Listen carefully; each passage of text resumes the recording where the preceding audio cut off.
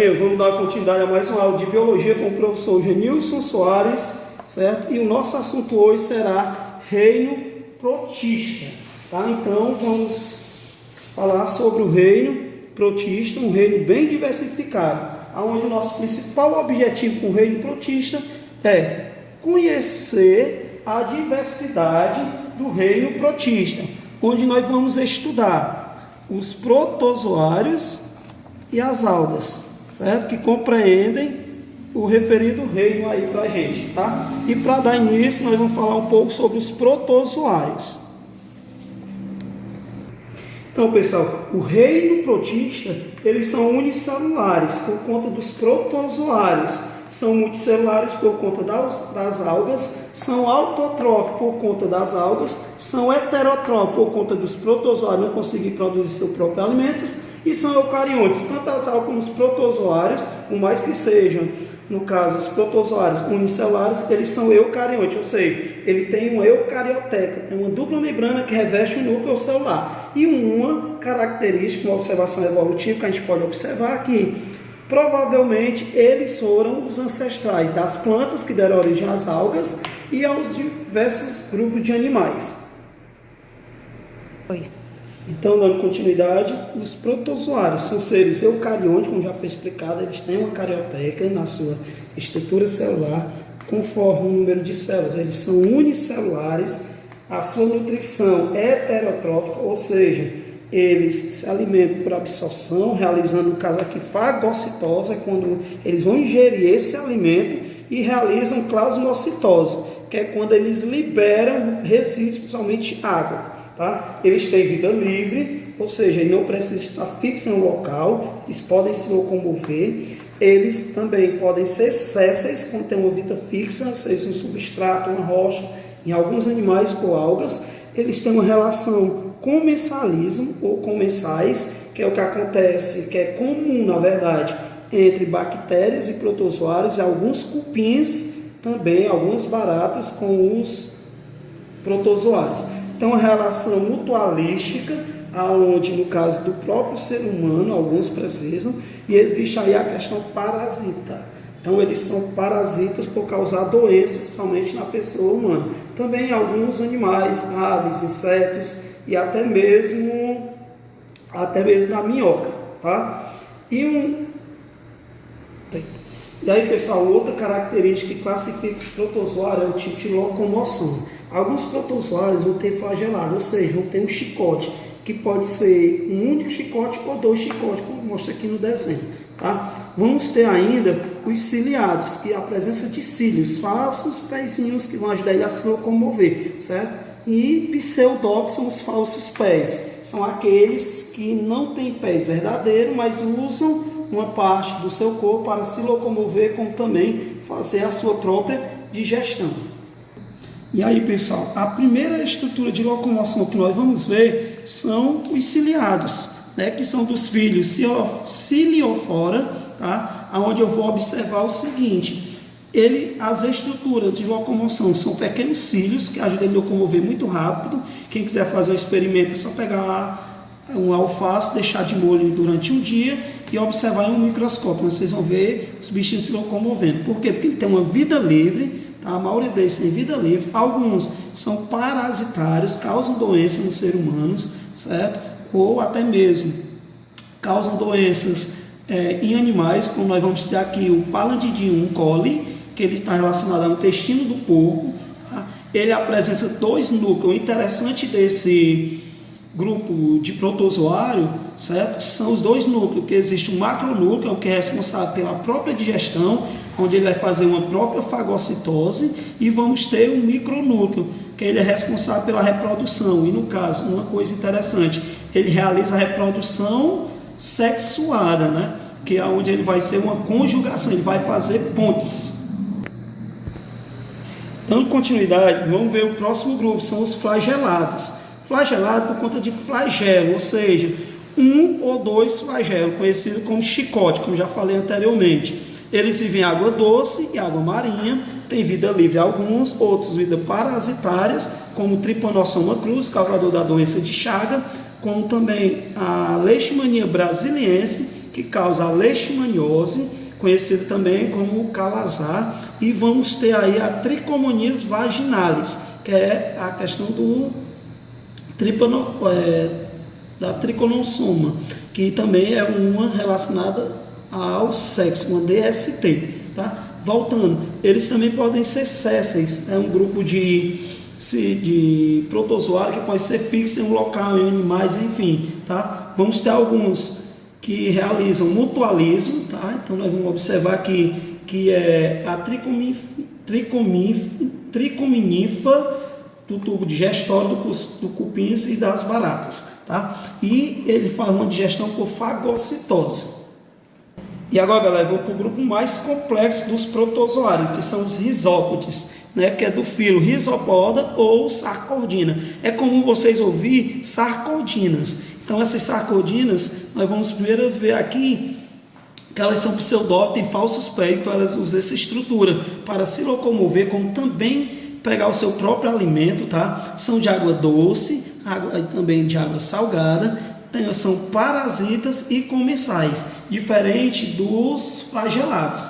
Então, vamos lá. Parasita, nós vamos ter a Entamoeba gengivale, tá? Que vive na nossa boca.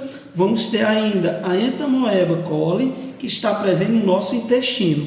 Comensais, tá? Comensais, nós vamos ter aí a Entamoeba histolítica, que é a Amebis, tá? Então vamos só dar um concertozinho aqui, desculpa então aí o erro, tá?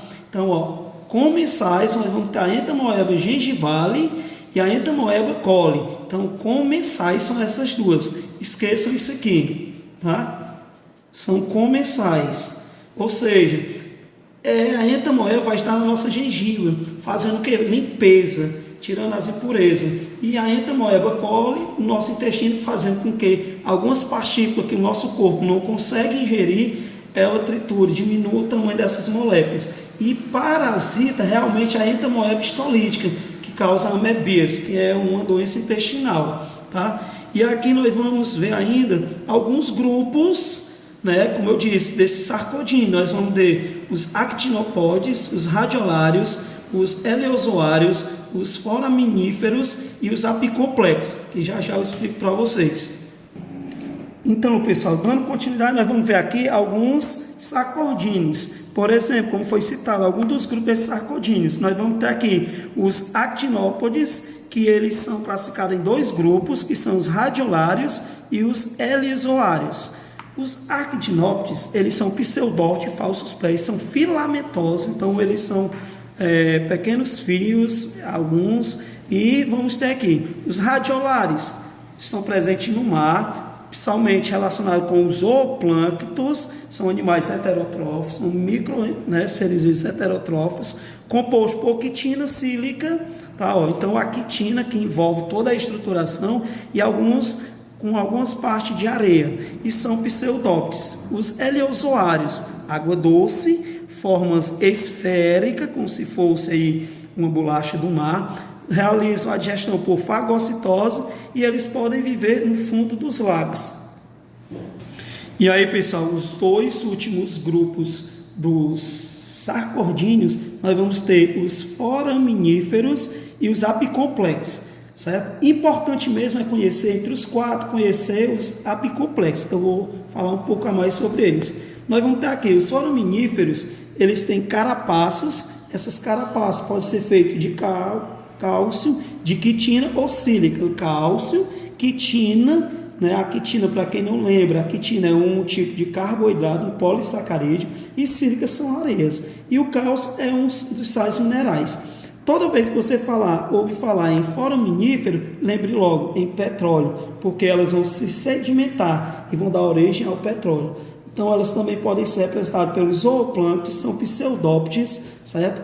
No mar elas são aderidas em animais e algas e elas foram importantes na antiguidade para a construção das pirâmides do Egito, tá? Uma curiosidade aí, história para vocês. Então, os apicomplexos. Apicomplexo, ele vem do nome apical, porque apical é uma estrutura que eles usavam para perfurar as células hospedeiras, tá? Como diz aqui, eles são parasitas, ou seja, são endoparasitas, vivem dentro de umas células, esses apicomplexos, sacordíneos. Eles têm uma reprodução sexuada e assexuada, porque eles conseguem formar os poros. Então esses poros, eles vão entrar em contato com a célula, perfurando a célulazinha e ajudando esse processo de reprodução. E eles podem causar duas doenças bem comuns, que é a toxoplasmose e a malária, tá? E eles vão parasitar quem? Insetos, minhocas, aves e mamíferos.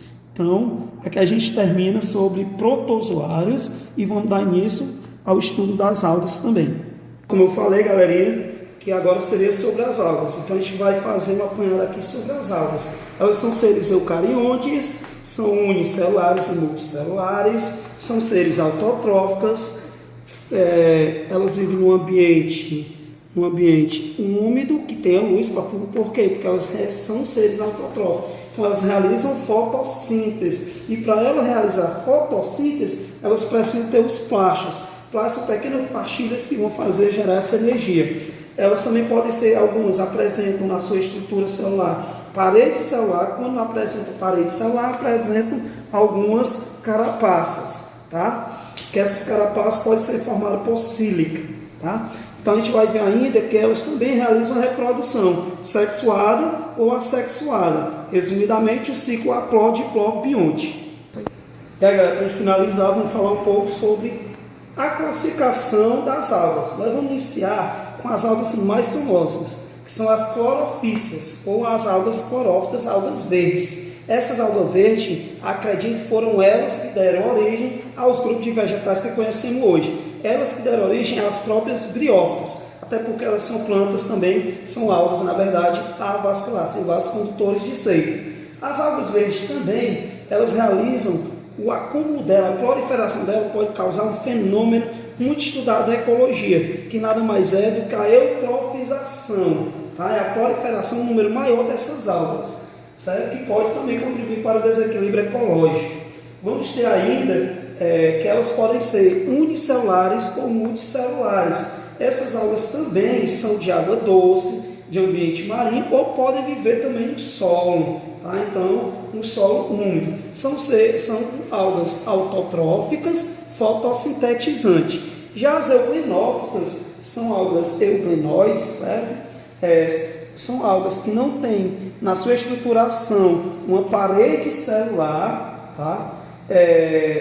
Acredita que elas também são algas unicelulares, autotróficas, e uma coisa interessante, também são algas heterotróficas, o que se levou ainda muita discussão sobre a sua taxonomia, ou seja, sobre a sua própria classificação. Terceiro grupo, nós vamos ter as feolíceas, ou algas pardas, que essas algas, né, elas são enormes, chegam a metros a sua proporção, né, e porte.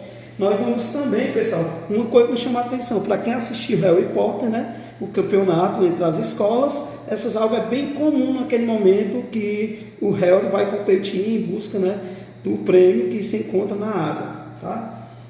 Vamos ter ainda aí a quarta, né, o quarto grupo, que são as rodophyces, são algas vermelhas, que vocês devem conhecer demais, que nós vamos também conhecer com as algas dinoflageladas, certo? Que são as algas que vão causar,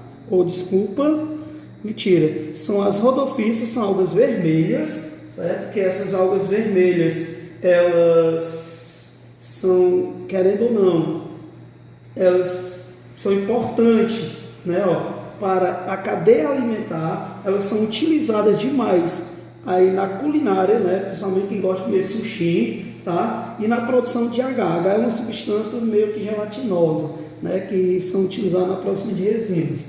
E por último, nós vamos ter as birrofíceas, ou as algas dinoflageladas, que acarretam um fenômeno comum, né, no mar, que são as marés vermelhas, né? Esse fenômeno de proliferação, de intensificação dessas algas birrófitas, que causa até morte de animais marinhos, através da liberação de toxinas, certo, galerinha? E para a gente finalizar essa nossa videoaula de hoje, certo? Vou deixar na descrição aí para vocês, certo? As nossas atividades e um slidezinho sobre as doenças acarretadas por micro-organismos, bactérias e protozoários, que fazerão parte da nossa M3. Então, galera, fica aí ligado. Atividade no Aluno Online, juntamente no Aluno Online, vocês vão encontrar material de apoio como slide e vão seguir lá no meu canal, que eu vou colocar o link aí na descrição e vou lançar também no próprio grupo do WhatsApp. Então, vão lá, assistam o vídeo, respondam as atividades propostas no Aluno Online e dão um retorno para mim. E muito obrigado e boa quarentena. E fiquem em casa.